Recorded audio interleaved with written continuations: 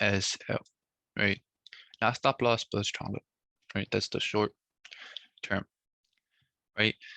Now, the strong high. Now we also have a weak high, which is WH, which also takes out liquidity and break structure.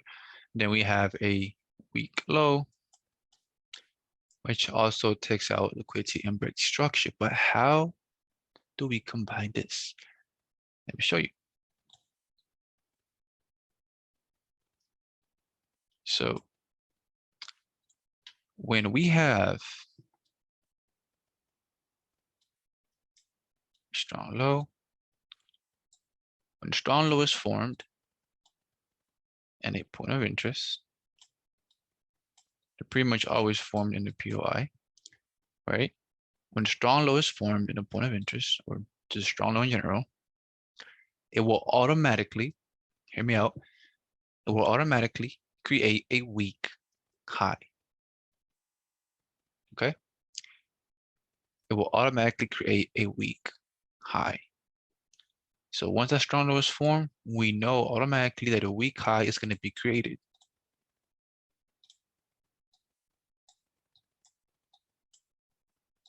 All right, that would be a weak high. This is also automatically our target. All right, our target, because we are in this range. It's automatically a weak high, and it's automatically our overall target of this range. Okay.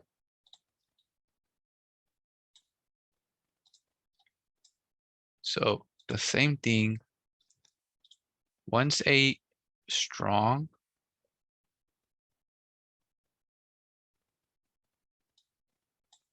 high is created, it will automatically create a weak low. It will automatically create a weak low, which becomes the target for that range from A to B. Okay. So because it's weak, and that's our target, right? However, even though it's a weak high in this range, it is also a obstacle. It is also a obstacle.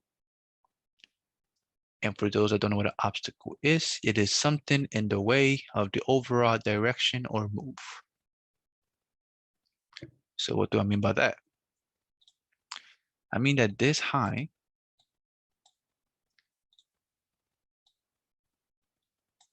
inducement price can give you an entry, right? It can give you entry. Price will give you a reaction, let's say. Now, when price gives you a reaction, this doesn't mean this reaction right here is going to come all the way down and then go. No. We just know that it can give you a reaction. So write that down. All right. It can give you a reaction. Can you enter from here? Yes. Can you look for a short here? Yes.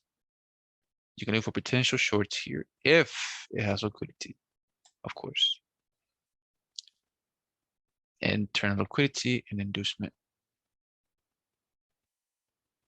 Now, as we're talking about this real quick, internal liquidity is not the same as inducement.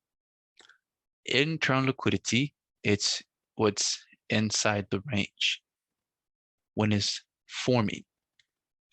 The inducement is a failure swing. Okay? Two different things. So in this scenario, we have internal liquidity. I'll change it. Internal liquidity and inducement feeding into this unmitigated strong high. In this scenario here, it's considered a strong high. Right? And the overall picture is a weak high,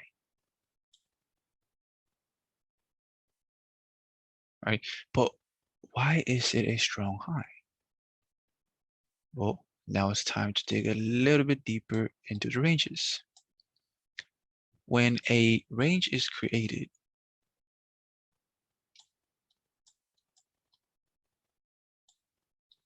and it breaks structure,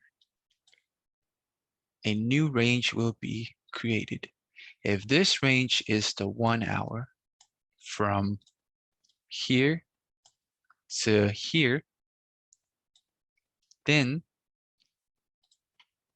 a 15-minute, let's say a break structure on the 15-minute, or this is the 15-minute break. Let's just call it that, right? A break structure. Then a new range will be created. So let's say on the 15-minute, we create a new range.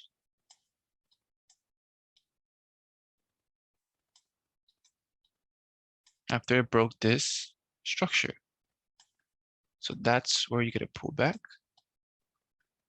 and continuation. There's a range inside of a range. Okay? That's where this comes in play. All right? Another thing. Highs and lows can be shared. So what does that mean? So this red dot is the 1 hour, right? The 15-minute can also use the same high, but it will only be a 15-minute, let's say, strong low. These two can be shared. That high can be shared with multiple time frames. But you will not see this on the 1 hour. You will only see this in the 15-minute. This is going back to what I mentioned about fractal. Okay? Stay with me now. So this will make a retracement. Take out liquidity, and then you can short to fulfill the overall bigger range. There's a range inside of a range, right? So let's go back to this. So if this high right here was a broke structure, created a new range right here. There's a new range inside of this other range. So from A to B is inside of A and B. You see that? So because this is a new range, there's liquidity, this bigger range, right? The red one becomes a strong high because they're sharing the same range, or in this case, the same high.